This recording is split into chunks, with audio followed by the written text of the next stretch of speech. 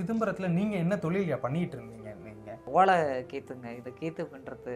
ஆ. அது ஏதோ ஒரு செலவுக்கு தான் சும்மா கிடைக்குங்க. ஏதோ ஒரு 4 இப்படி வேலை கிடைக்கும். அதெல்லாம் இப்போ சீட்டி வந்து போச்சுங்க. இப்போ விலை கம்மியாகிடுச்சு அந்த கீத்து வேலைலாம். ஆரம்பத்துல நெறைய இடத்துல இருக்கும். அதெல்லாம் ஓலை வீடா இருக்கும்போது நெறைய பேர் பின்னி செய்வாங்க.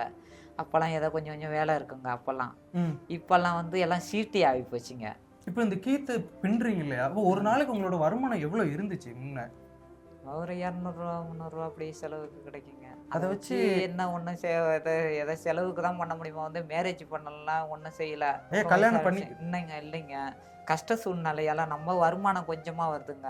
அதனால பொறுமையா பண்ணிக்கலாம். நம்மலாம் ஒரு சிங்கரா நல்லபடியா ஆவி, நல்ல பாடகர் ஆவி, நம்மலாம் வருமானம் நிறையா கொஞ்சம் அளவுக்கு வந்த பிறகு செஞ்சுக்கலாம்.